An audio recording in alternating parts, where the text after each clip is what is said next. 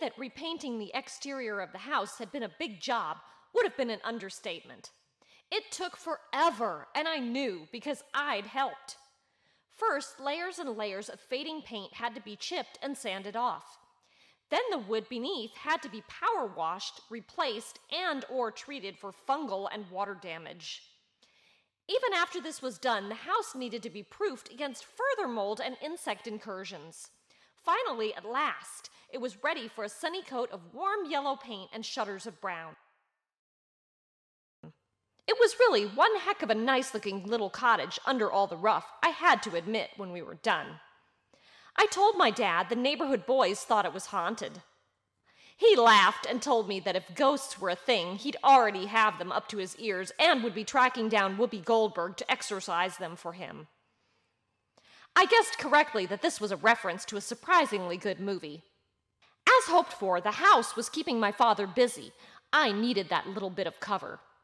In the past, Tara Smith had sneaked out of the house plenty of times, played hooky, and gone roof-spying and mischief-making with her father, but these activities had not taken up the bulk of her schedule, and certainly hadn't been daily. Much of my life had been stuck in school or playing outside around the skate parks and half-finished construction sites. So my father had likely noticed how little I was asking to go out with him, and how consistently I was leaving the house on my own. It was literally every evening, and sometimes even during the day. But he hadn't asked me any questions and seemed to be holding to his promise of letting me have space. Still, it wasn't like my father to sit on his curiosity, and I'd promised in turn to tell him about exciting happenings. He'd ask me eventually what I was up to, and when he did, what would I say? Would he even care who Sandro's family were? Maybe not. Damn. I had plenty of time to think, but no deadline. After a lifetime of keeping secrets, a lifetime quickly adapting to new names, new faces, new friends, new places, a lifetime of conveniently leaving out details, of constant and authentic acting, of lies that became truth, I realized I wasn't entirely sure how to talk about secret things with anyone, even my father. Maybe Sandro could help me. Despite the fact that he was disobeying his family's cardinal rules, he was a much more grounded person than I was. The house had been painted no more than 3 days before I came home at night to find a burglar had crept in through our kitchen window and was tied up courtesy of an automated bola launcher and tripwire. My father was standing over the scene looking amused that such a convoluted trap had actually worked, and apparently trying to decide what to make of disarmed hooligan. Should we just call the police? Like normal people or something? They'd want to come in and see where he broke through. And then we'd have to explain the bola, or at least we'd need to clean up all the dartboards first. Plus, the unconventional manner of capture might cause someone to run a newspaper article.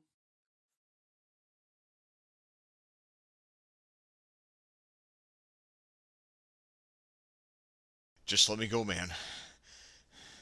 I'm sorry. I really am. Yo, I won't do it again. Hey, chill.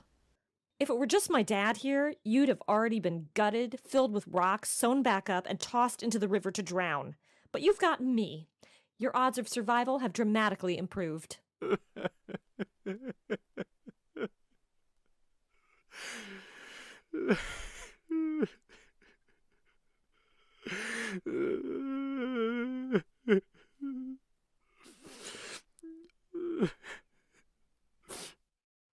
After some debate, we ended up asking him where he lived and then brought him down the street and returned him to his elderly mother.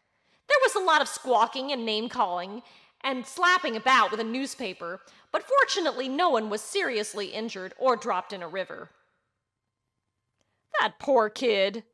He probably would have rather we'd taken him to the police. I can't be 100% sure that's going to bite us in the back. But it was really, really funny to watch it play out like that. It's like we had a good cop, bad cop routine, but I couldn't actually tell which one you were. Hey, I have a random question. Do you ever find it disconcerting that your palate for funny is pretty tame these days? Sometimes. But then I remind myself I did explode a week's worth of sanctified shit all over a self righteous nit, and I suspect I'm still the same person deep down, just a little cuter in how I go about it all. So you're allowed to swear, but I'm not? Oops, well, in moderation. Oh, yeah, sure. Whatever you need to tell yourself, old clown. Old clown instead of old timer? I'm not that old, squirt. All right, you got me. I'm sorry. Hey, how you like Jersey? I know you really didn't want to leave Gotham for good. You know, I think I'm actually warming up to it because can we stay here forever is still a bit too strong. I was not a morning person, and so when Sandro abruptly called me and asked if I could get out early that morning, I was a little disoriented. I ended up floundering my way into the kitchen to a startled father and asked him if maybe I could try some black coffee. Can I have some coffee?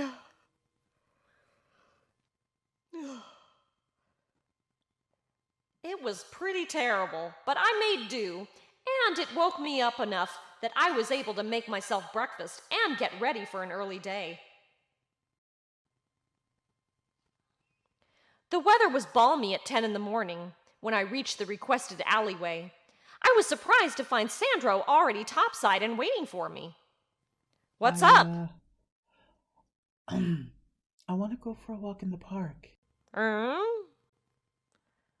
The two of us went for walks just about every day, sometimes just for fun, and sometimes on the way to one destination or another.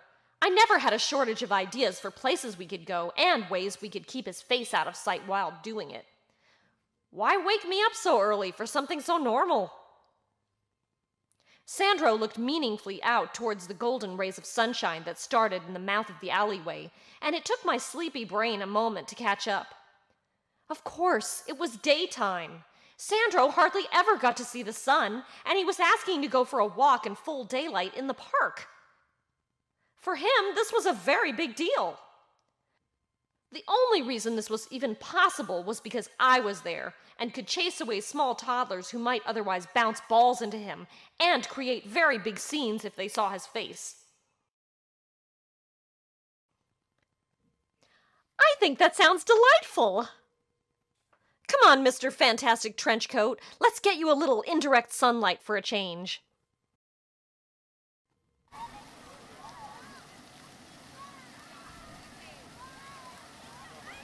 The grass was freshly cut and had a sweet smell to it. College-aged and older young adults ran about playing frisbee with one another and their dogs. Toddlers orbited little picnic sites and chased white-winged butterflies and blew bubbles. Little old men read their newspapers from the benches and occasionally fed large flocks of pigeons. The sun was warm but friendly, with white clouds frequently drifting in the way as a soft breeze passed by. The sounds of the city were distant. There was hardly anyone in the park our own age, not on a school day, not at 10:15 in the morning. Those few delinquents we did see were earbud deep in music and swiping at phones. One of these individuals was so engrossed that I growled an "Excuse me!" to get her to look up and divert course.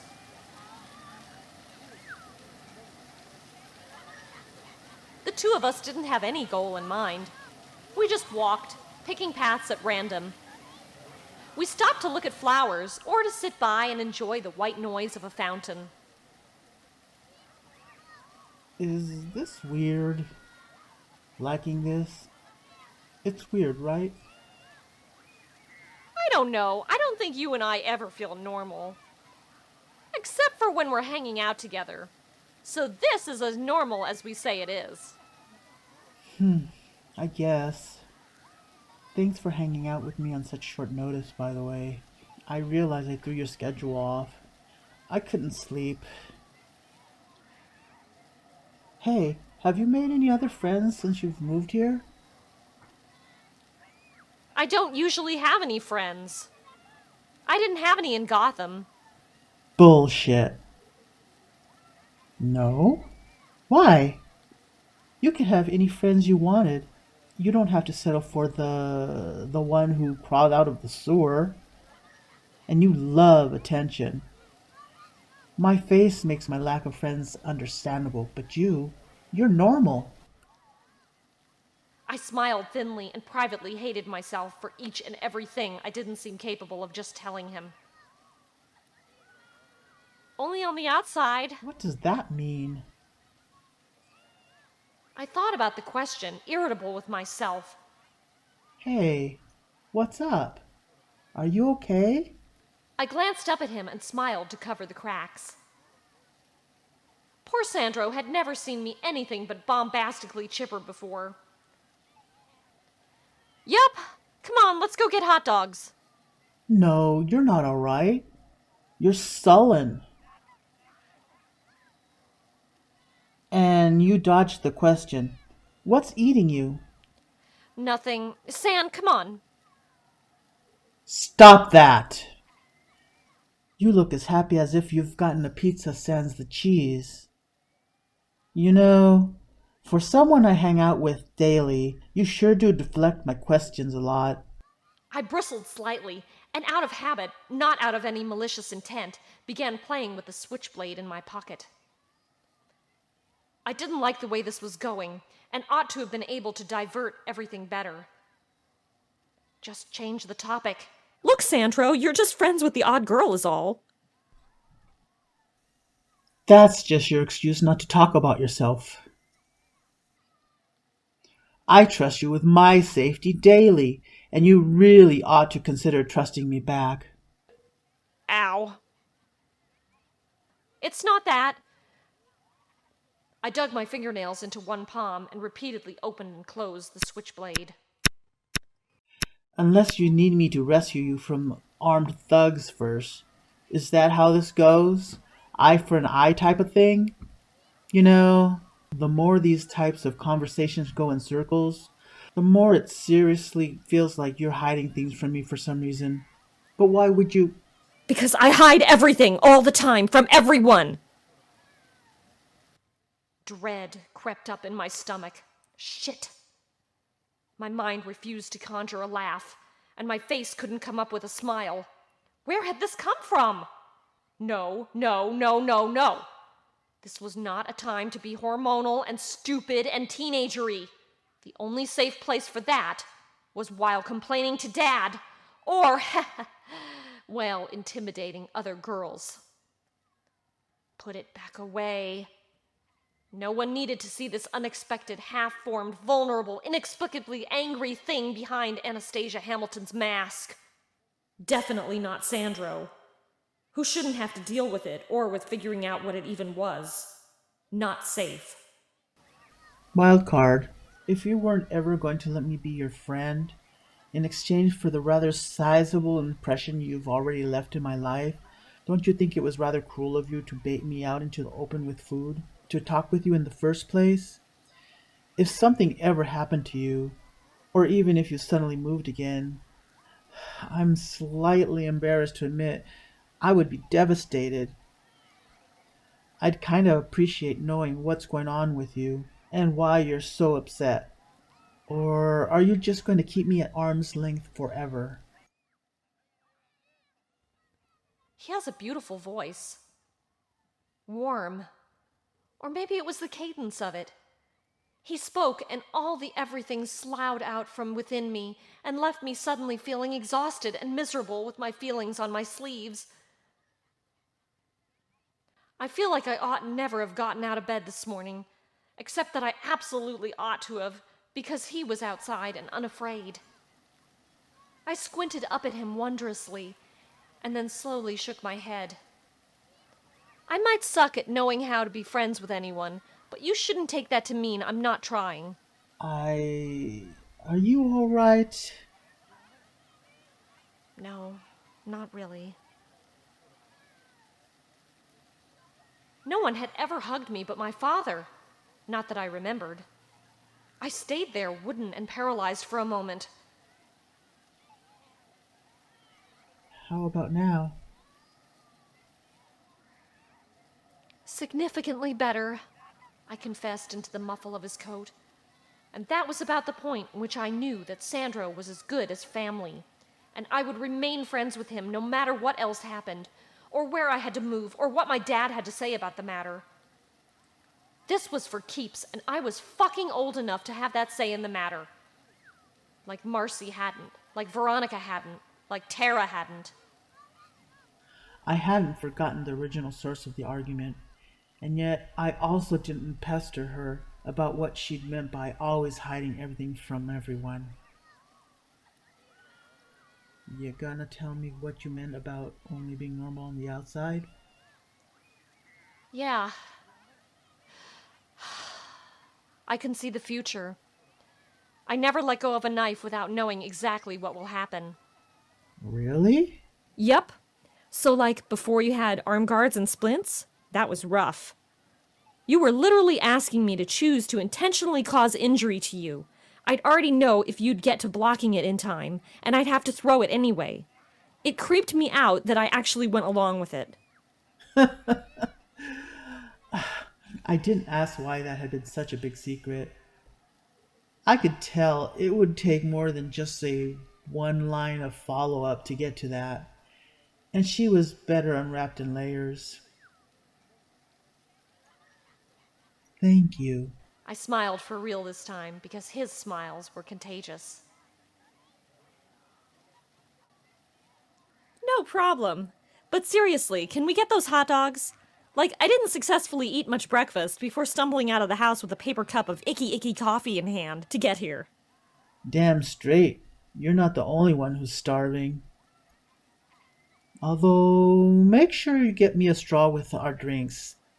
I can't tilt my head back and expose my whole face to drink from a bottle. Roger that. Come on.